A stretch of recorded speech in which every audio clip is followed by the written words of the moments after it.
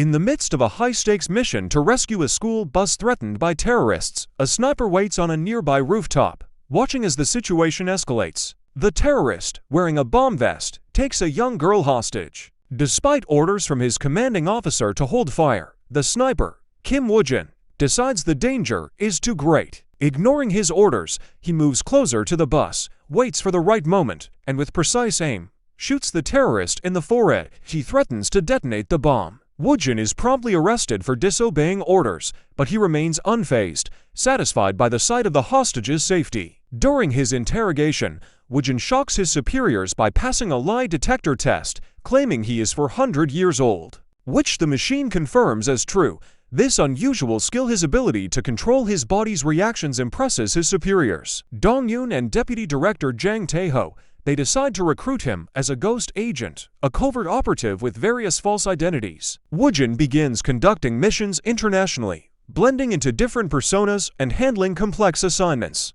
On a mission in Budapest, he assumes the identity of a professor with a target, one of his students, Anna. During a lecture, he subtly reveals he knows her real last name, catching her off guard and sparking her curiosity. This sets the stage for a romance he carefully orchestrates to get close to her. They soon fall deeply in love, leading to an engagement, but Woodin's true interest lies in Anna's father, a former secret police officer and current mafia boss. At a meeting with the mafia boss, the man mocks Woodin in Hungarian, assuming he doesn't understand. Woodin responds fluently, revealing more about himself than intended. To protect Anna from the truth, he makes it clear that he won't disclose his intentions to her. Soon after, the mafia boss's men confront Woodin, tasing and detaining him. He finds himself in a basement, handed a prison uniform, indicating he's headed to prison. This, however, might have been his goal all along, using the mafia's influence to enter a facility where his real mission awaits. Inside prison, Woodin's objective is unveiled.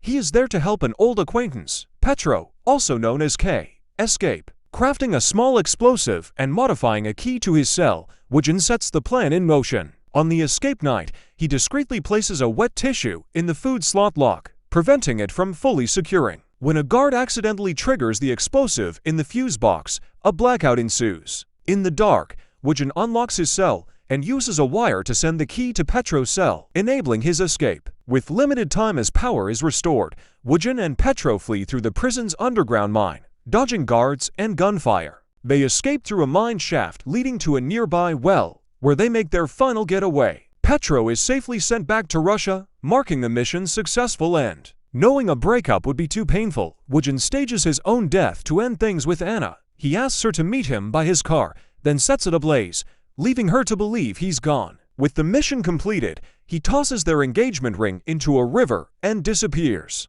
A few days later, Woodin is unwinding at a hotel when a woman sits beside him, facing away. He notices a number written on her back, but brushes it off. Then, when the same number shows up on his coaster, he grows suspicious. Back in his hotel room, he sees the number again on his window. Instead of worrying, he feels more annoyed, sensing his peaceful vacation might be interrupted. Shortly after, there's a knock at his door. It's his senior, Dong-yoon, disguised as a shabbily dressed room service attendant. Recognizing the number as Dong-yoon's birthday, Woodin knew his arrival meant work was calling him back. The National Intelligence Service (NIS) has lost contact with another ghost agent who was undercover at a major South Korean corporation, Cine. Since they haven't heard from him in a while, the NIS suspects his cover may be blown, possibly due to a mole in the agency. Dong-yoon briefs Woodin on the situation. Before disappearing, the agent had sent one last message about a specific cargo container that left Incheon on October 4th,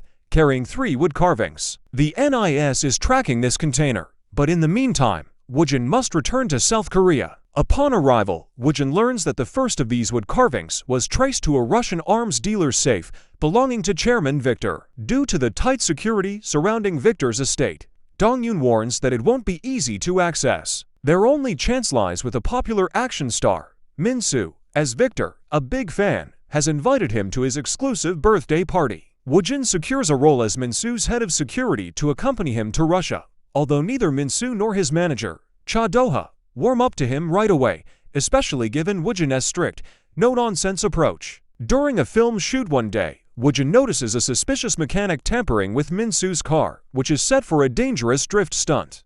His instincts prove correct when Minsu radios that his brakes have failed and his steering is jammed. Woodin acts fast, commandeering a police car to pursue him.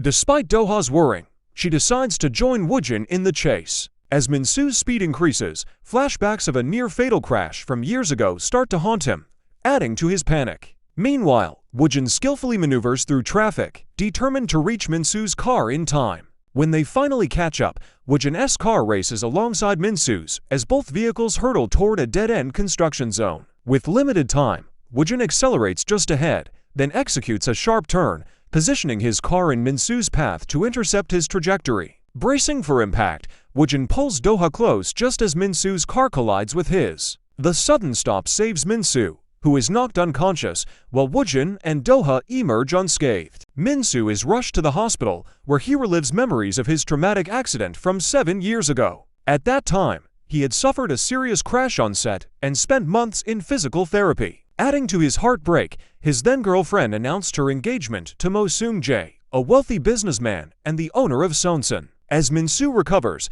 he finally awakens, still weak and needing rest. During this time, he starts to build a brotherly connection with Woodin, opening up about his painful past and the betrayal by his former girlfriend. With this newfound bond, Minsu prepares to attend Chairman Victor's birthday, with Woodin by his side. Minsu, Woodin, and Doha fly to Russia with a plan. Woodin intends to steal a valuable wooden carving from Chairman Victor's mansion. Upon arrival, Woodin receives a coin from his senior, Dong-yoon, who is subtly following him. The trio reaches the mansion and passes through a metal detector checkpoint. Woodin sets off the detector, and security finds the coin in his pocket. Since it appears harmless, he is allowed to keep it, and they're escorted inside. Once inside, Woodin begins his mission. He opens the coin, revealing spy equipment that he attaches to his body. This gear allows Dong-yoon to map out the mansion's layout from afar.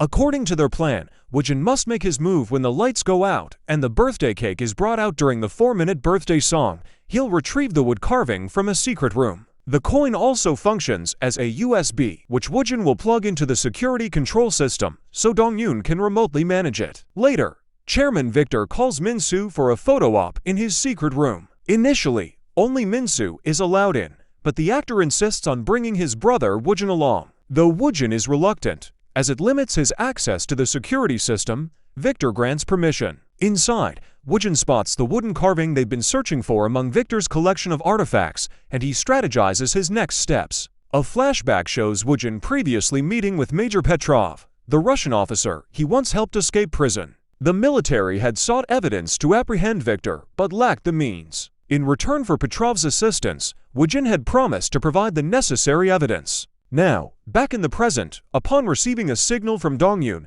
Petrov orders an EMP drone to be launched. The drone's blast disables power lines, telecommunications, and electronics, causing a blackout at the mansion. Furious and embarrassed, Chairman Victor decides to proceed with the cake-cutting ceremony despite the outage, giving Woodin his window of opportunity. Woodin slips out of the ballroom and heads toward the secret room. He equips a special lens to detect any security personnel, quickly navigating the stairs until he reaches his target. After knocking out the guards, he unlocks the vault, retrieves the wooden carving, and places it on a balcony where Dong-yoon's drone can safely extract it. As Woodin leaves the secret room, he encounters security guards in the dark, but manages to go unnoticed. When the guards approach from both sides, he leaps over a hallway onto the stairs, skillfully avoiding capture. Meanwhile, Doha searches for him, and to avoid detection, Woodin pulls her close, pretending to be her partner. Though Doha is shocked, the ruse works, and the guards move on. As the lights come back on,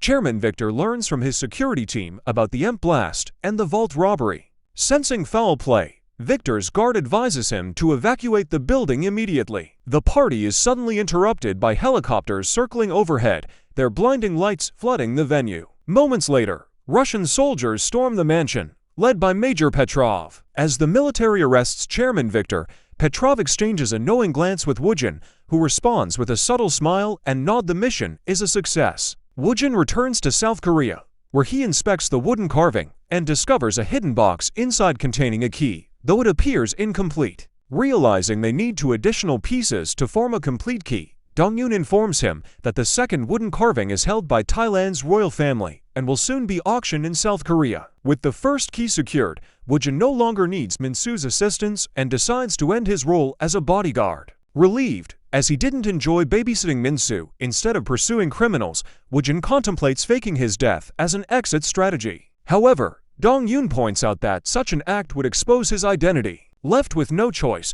Woodin opts for a different tactic, upsetting the team so they won't question his departure. He starts by deliberately sitting in Wong Kim's chair, and when confronted, grumpily remarks about being tired. Min-soo, surprisingly, understands, noting people often behave this way when exhausted. Woodin kicks the chair and exits, leaving everyone baffled. During a later shoot, Woodin ignores Min-soo by refusing to open the car door for him. Despite Woodin's rudeness, Min-soo remains calm, sensing that his bodyguard may just need a break. Finally, Woodin decides to resign from the job, even rejecting Min-soo's offer of a week's vacation. When Doha learns of Woodin's decision, she approaches him, convinced he's leaving due to her lack of romantic interest. She apologizes, fearing he's hurt by a one-sided attachment. Woodin coldly responds, insisting he's not interested in women like her, who are easy, simple, and impulsive, and that the party incident was merely out of curiosity. Doha, fighting back tears, listens as he tells her not to think of him or come looking for him again. After leaving, Woodin receives a call from Dong-yoon, who insists he must not resign, emphasizing the importance of maintaining his identity. Feeling guilty about his harsh treatment of Doha, Woodin goes back to see her. In a spontaneous moment, he kisses her. Shocked, Doha pushes him away and slaps him. Woodin then explains his actions, confessing that he initially wanted to distance himself for her safety, but now realizes he can't let her go. Apologizing, he informs her he'll retract his resignation and continue working for Min-soo. Back at headquarters, Dong-yoon briefs Woodin on the next phase of their mission.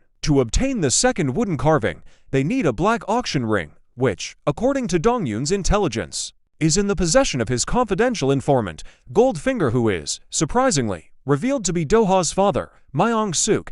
However, Myong-suk has unknowingly passed the ring to Doha, who remains unaware of its significance. Meanwhile, Assemblyman Bak pledges his support for Seung-jae, the owner of Sonsun Corporation, in the upcoming elections. Sonsun is notably the same company where Dong-yoon, their missing ghost agent, was previously employed. Assemblyman Bak assures Seung-jae that he will locate the missing wooden carvings, believed to hold the details of Seung-jae's grandfather's secret fund. To strengthen his promise, Bak mentions his connections within the NIS, who are already investigating the case. Through these connections, Bak learns that Woodin and Dong-yoon have retrieved the first carving. Upon hearing that Dong-yoon will be meeting someone to hand over the carving, Bak sends his hitman, Ji-chul, to eliminate Dong-yoon and recover the carving. Positioned atop a building, Ji-chul waits for Dong-yoon to arrive. When Dong-yoon steps out of his car, Ji-chul fires, only to find that the vehicle is bulletproof. Undeterred, he prepares to shoot again, but suddenly feels a sharp pain as he's hit in the shoulder by none other than Woodin,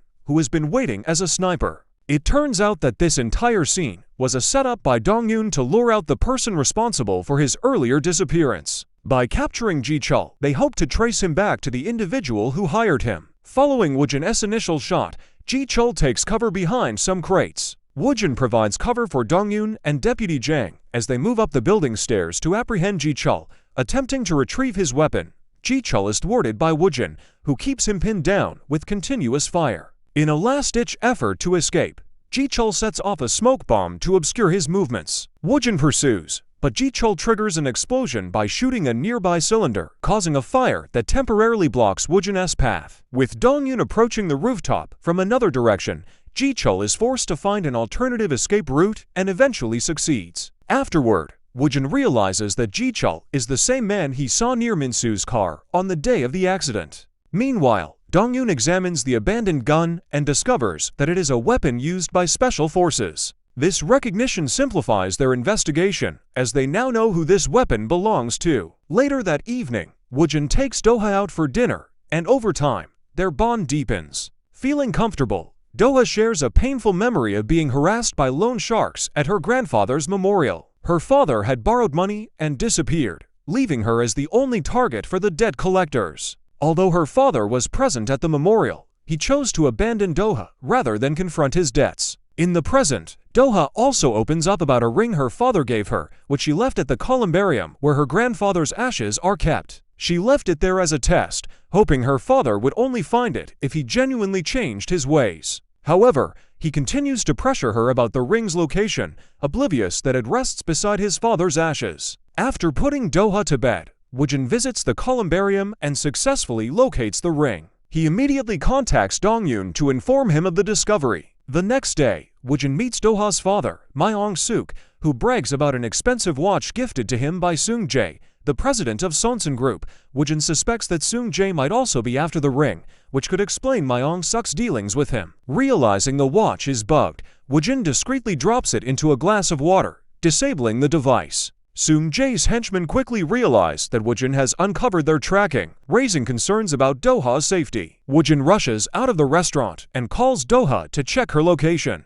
Learning she's at the cemetery, he asks if she's noticed any suspicious individuals. She confirms that 4 men in black suits are present, which alarms Woodin. He instructs her to go to the restroom and reminds her not to lose the coin he gave her, as it's the only way he can track her. Before Doha can fully grasp the situation, Seung-jae's men render her unconscious with a chloroform-soaked handkerchief and abduct her. Upon learning of Doha's abduction, Dongyun suggests they involve the police. Woodin uncovers that the hitman who kidnapped Doha is a rogue ghost agent, making it unsafe to involve the police. While Dongyun urges Woodin to avoid intervening to protect his cover, Woodin refuses, as he'd secretly embedded a tracker in the coin he gave Doha. Following its signal, he arrives at a port, locating a locked container. As he opens the latch, a bomb beeps nearby. Without hesitation, he inspects the bomb and cuts the white wire, which only briefly pauses the timer. Meanwhile, Doha, tied and gagged in a dark room, struggles to free herself. With only 10 seconds remaining, Woodin, after deliberation, cuts the red wire, stopping the bomb. Inside the container, he finds only a laptop live streaming Doha's location and his tracker beside it. He realizes this was a trap. Ji-chul then calls, threatening Doha's life unless Woodin delivers the wood carving and the ring. Enraged, Woodin shoots the laptop. Moments later, the SWAT team arrives, mistaking him for the abductor, but Dongyun arrives just in time, confirming Woodin's identity. As the SWAT team secures the area, Woodin discreetly retrieves part of the bomb to investigate further. He contacts an old friend, who identifies the device as used by Russia's Alpha Group and traces it back to a former Master Sergeant, Choi, who now deals illegal arms. Woodin heads to Choi's junkyard, but Choi orders his men to remove him. Moving swiftly, Woodin subdues Choi and demands answers. Choi, after resisting, admits to selling the bomb to Ji-chul, a Black Ops agent linked to Congressman Baek, who leads the Baek infantry. Woodin briefs Dongyun, proposing that they capture Congressman Baek to track down Ji-chul. However, Dongyun explains they need evidence to take legal action. In response, Woodin resigns from NIS, vowing to act independently to rescue Doha.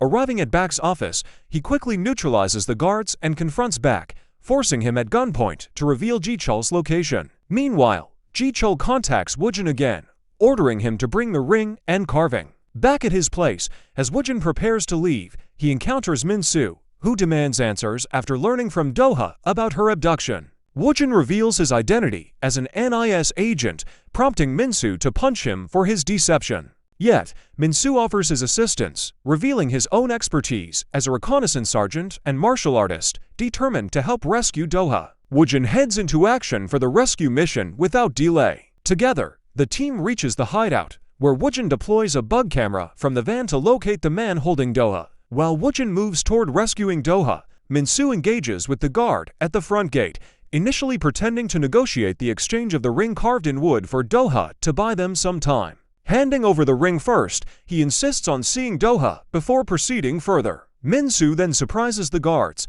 using pepper spray to blind them and seizing the ring amidst the chaos, demonstrating his combat skills. Meanwhile, Woodin heroically breaks a window and enters the hideout, triggering a gunfight between him and Ji-chul, both trained ghost agents. Although Ji-chul fires at Woodin, he skillfully dodges the bullets. During the clash, Woodin manages to knock Ji-chul down, but Ji-chul, still armed, fires again, narrowly missing Woodin, causing alarm for Doha. As the battle continues, the two agents aim at each other, only to find their magazines empty. Ji-chul retrieves a knife, while Woodin defends with his empty gun. Woodin now has to fend off not only Ji-chul, but also other thugs threatening Doha's life. Amid the struggle, Ji-chul slashes Woodin's stomach, causing him to bleed. Despite the injury, Woodin persists, eventually holding a knife to Ji-chul's throat to end the fight. Doha intervenes, stopping Woodin from killing Ji-chul, urging him to spare his life. Meanwhile, Min-soo finds himself overwhelmed by the guards.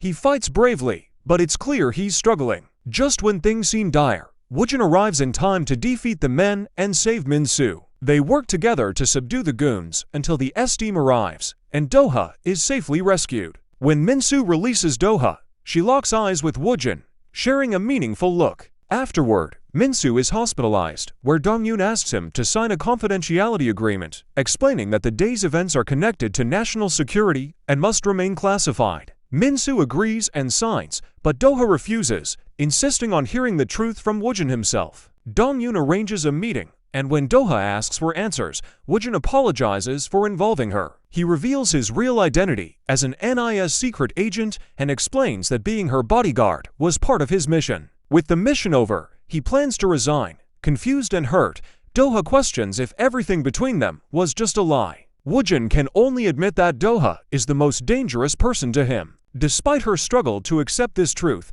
Doha signs the agreement, asking Woodin to speak to her again when he's ready to be honest. The next day, Doha visits Woodin's residence, but finds it abandoned. Woodin had asked Dong-yoon to clear the first floor after it was exposed, not realizing Woodin's office was in the basement. She tries calling him, but he doesn't answer. Overcome with emotion, Doha breaks down in tears. Watching her on CCTV, Woodin is visibly affected, but turns off the monitor and focuses solely on his black auction mission. Later that day, he meets a woman at the airport who addresses him as Agent K. They share a brief embrace before setting off on their mission together. That evening, Dong-yoon confronts Woodin, frustrated that he acted independently during Doha's rescue. He believes they're in serious trouble now that the NIS is aware of Woodin's cover. However, Woodin argues that everything went smoothly, civilians were saved, and the ring and wood carving were kept safe. Meanwhile, with Ji-chul now in custody, Seung-jae decides to distance himself from him. A choice supported by Congressman Bak, Sun-ji proposes a solution based on his grandfather's tactics to resolve their troubles, despite Bak's concerns about the company's reputation. Sun-ji suggests that Bak should aim to become both mayor and president to restore their influence. Events quickly escalate.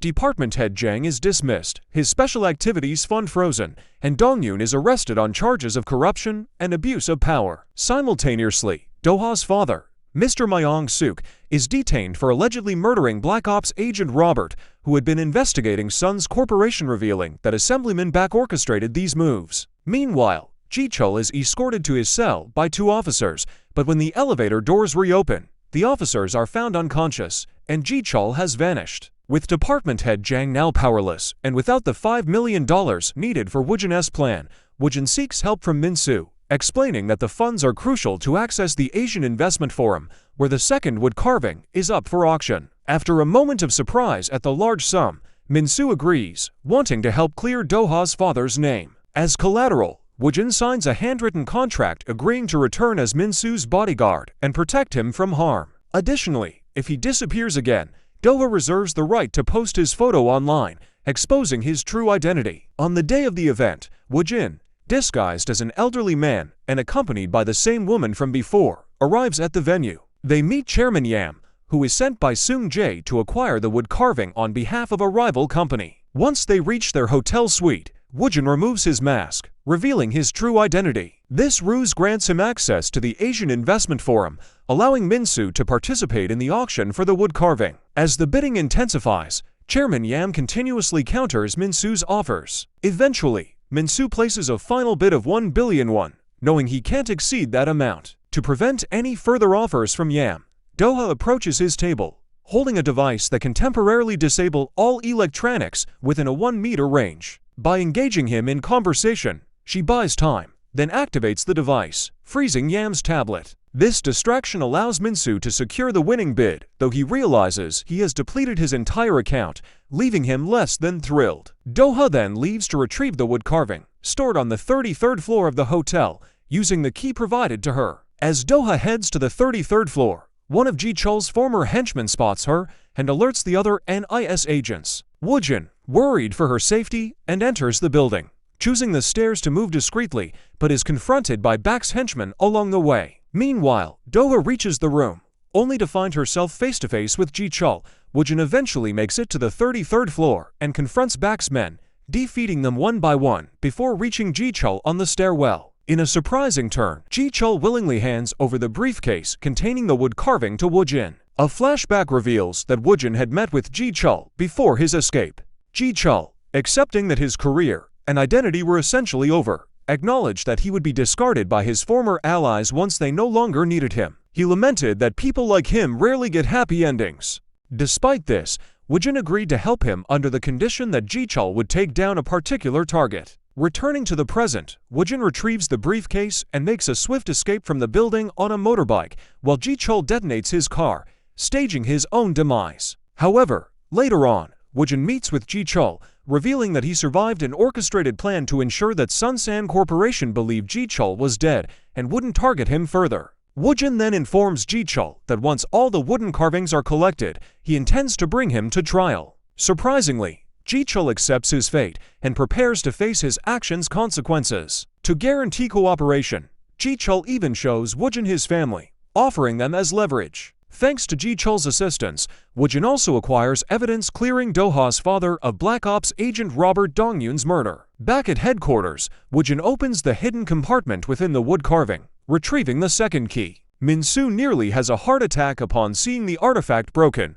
knowing he spent all his savings on it. With both keys now in hand, Woodin hands them to Min-soo, allowing him to sell them and recover his $4 million out of the $5 million spent. Woodin updates department head Jang about his deal with Ji-chul, also providing evidence identifying Dongyun's killer. When Woodin asks about the third wood carving, he is surprised to learn that the NIS director is overseeing it. Later, while examining the CCTV footage of Dongyun's murder, Woodin notices that Dongyun placed a book on a shelf just before the attack. Investigating further, he discovers the book, filled with blank pages, which turns out to be more valuable than it initially seemed. Meanwhile, NIS agent Jae-hip Choi questions Min-soo about Woodin, now deemed a terrorist after being spotted leaving the premises before the explosion. Although Min-soo, still groggy, nearly reveals Woodin's location, Doha discreetly messages Woodin, warning him to stay away. Later that night, Woodin meets with Min-soo to deliver disappointing news. Besides the wooden carvings,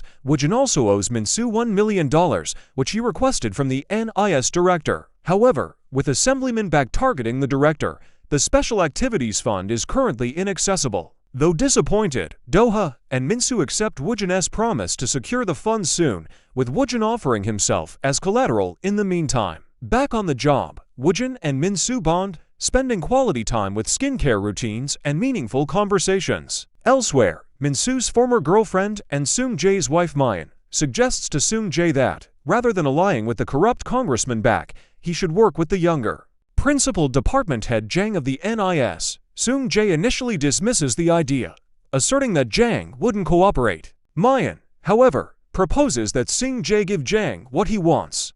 When pressed for details, she advises that Seung-jae empower Jang to dismantle Congressman Bak and his allies. Intrigued, Seung-jae embraces the idea and quickly arranges a meeting with Jang. Initially, Mr. Jang hesitates to accept Seung-jae's proposal, but ultimately, he informs him that he is seriously considering it. He confirms that Seung-jae will deliver Congressman Bak and the Bak infantry in exchange for the 2 keys from the wood carvings. Additionally, they must secure the third wood carving to finalize the transaction. As part of this deal, Mr. Jang obtains photographs of Mr. Bak with Ji-chul, the rogue ghost agent involved in numerous criminal activities. Despite being cornered, Mr. Bak confidently asserts to Mr. Jang that no one can take him down. Meanwhile, Woodin uses chemicals to reveal the hidden writings on the blank book. The pages disclose a series of numbers that resemble dates, which Woodin decodes to reveal that Robert Dongyun frequently visited an AM cathedral on Mondays. Beside each date is a notation of Rev 12-7, which Woodin deduces corresponds to 12-7 in the Book of Revelation. To investigate further, Woodin accompanies Doha to the cathedral, where he meets Father Michael. Using the coded wording, he earns the priest's trust. When Woodin asks who Agent Dongyun met at the cathedral, Father Michael reveals that it was Mr. Jang, but on the last visit, Mr. Jang brought another individual Dongyun. Meanwhile, Chairman Victor acquires the last wood carving and travels to South Korea to finalize the deal with Seung-jae, demanding that Woodin take revenge on him in return. Woodin meets with Mr. Jang to hand over the 2 keys after Jang claims he will soon acquire the third. During their conversation, Woodin inquires whether Mr. Jang is collaborating with Seung-jae, to which Jang retorts that if he were, why would he bring the keys? Woodin explains that it's the fastest way to obtain the third key. Just as Woodin questions Mr. Jang's allegiance, a convoy of cars surrounds them. Determined not to let anyone disrupt his mission, Woodin is unexpectedly shot in the stomach by Mr. Jang, causing him to fall into the river, bleeding heavily. Haunted by fond memories of Doha, Woodin fights for his life, swimming to the shore. Seeking aid, he turns to Ji-chul and asks for help. Ji-chul questions why Woodin trusts him, pointing out that he could easily kill him and be free. Woodin explains that he cannot do that because he seeks revenge on his handlers who abandoned him in prison. As Ji-chul removes the bullet, he reveals it missed all vital organs and bones, making the injury easier to treat. Woodin realizes that Mr. Jang deliberately shot him away from vital areas, indicating that Jang did not want him dead, but rather wanted him to disappear. Meanwhile, Chairman Victor and Seung-jae receive a call from their henchmen, informing them of Woodin's supposed murder, and both are pleased to hear the news. According to their deal, Dong-yoon is released from jail. When he inquires about the wood carving mission, Mr. Jang informs him that it is concluded and he will personally handle acquiring the third wood carving. Dong-yoon, suspicious of Jang's claims, follows him into the Sonsun Corporation office. There, Mr. Jang meets with Seung-jae to obtain the third key. With all 3 keys in hand, he combines them to form one key, deciphering small holes in the keys into numbers that reveal the coordinates of the slush fund's location, which happens to be the SN product warehouse. On the other hand, Dong-yoon poses as a janitor and discreetly shoots a tracker at Seung-jae's car to monitor his location. Mr. Jang and Seung-jae arrive at the product warehouse and successfully unlock the door, revealing billions of dollars worth of expensive artifacts, paintings, and, most importantly, the dirty videotape records left by Seung-jae's grandfather. However, some records, likely those containing incriminating information about Assemblyman Bak, are missing. Suddenly, Dong-yoon appears at the location with a confiscation warrant, and both Mr. Jang and Seung-jae are taken to the prosecutor's office for interrogation. Confident, Dong-yoon believes that this time, Seung-jae won't get away. However, his wife disproves his assumptions by unveiling a project plan that outlines the collaboration between the NIS and Sonsun Corporation. She explains that Sonsun was meant to supply the NIS with recordings related to the slush fund established by Chairman Mo, which was intended for societal donations. Her evidence from the project plan effectively counters the allegations, leaving Dong-yoon with no alternative but to dismiss the case. On another front, Woodin returns to his not-so-secret hideout, where Doha tends to him. While rereading the book left by Agent Dong-yoon, Woodin uncovers another clue that states, if it is the Lord's will, he will guide you on the right path. The path is in the word. Realizing that the next clue about Congressman Bak's tapes may be in the slush fund storage area, Woodin goes to the location with Dong-yoon and starts to sift through the items. There, he finds a painting that accurately represents the Bible verse from Yin's book. Woodin slices the sides of the painting and pulls back the canvas, uncovering the floor plan of the Sonsun office, with the VIP lounge on the 58th floor, prominently marked with diagrams of the keys. Without hesitation, Woodin infiltrates the building and begins to scan the area. However, his scanning is hindered by radio interference. At that moment, someone enters the lounge, revealed to be Mayan. When Mayan inquires about Woodin's presence, he responds that he is searching for Chairman Bak's missing tapes as directed by Agent Dong-yoon. During their discussion, Woodin refers to Mayan as a fellow ghost agent, to which she does not object. It is revealed that Mr. Jang had enlisted Mayan's assistance by placing Woodin as Min-soo's bodyguard in the present. It becomes clear that Agent Dong-yoon was indeed Mayan's handler, providing her with the chance to leave acting and help him dismantle the Sun's group by establishing a relationship with Seung-jae. This is why she chose to marry Seung-jae, leaving her true love, Min-soo. While speaking with Woodin, Mayan discloses that not only have the tapes vanished, but so has the information on the first-generation ghost agents, exactly what Agent Dong-yoon had been searching for until the end. To aid Woodin in his investigation, Mayan hands him Chairman Mo's will, which is sealed in an envelope decorated with a dragon design. Woodin examines the will, a brief document stating that those with power who desire wealth will fail, and those with wealth who desire power will perish. Everything besides myself will go to my grandson, Mo Seung-jae. After scrutinizing the document and finding nothing amiss, Woodin recalls Father Michael's words about the path being in the word. Upon spotting Chairman Mo's portrait in the VIP lounge, a realization strikes Woodin. He rushes to the office and concentrates on the portrait, believing the phrase "excluding myself" in Chairman Mo's will suggests that there is something hidden behind his picture that he didn't want to share with Seung-jae. Without decoding the riddle and understanding the business, Woodin removes the portrait to reveal a safe with 3 keyholes, all of which can be unlocked with the 3 keys he already possesses. Woodin opens the safe and finds the missing videotapes along with documents regarding the first-generation ghost agents. He takes the safe's contents to Dong-yoon, requesting him to investigate the significance of the dragon design. Feeling a sense of accomplishment for completing the mission, Woodin visits Doha, but his mood shifts drastically when he receives a call. His expression darkens upon seeing the caller's identity, and he answers with a look of horror. Meanwhile, Dong-yoon contacts the director of the NIS to inform him about the tapes and the ghost agent's information. The director instructs him to hand the bag over to the black car across the street.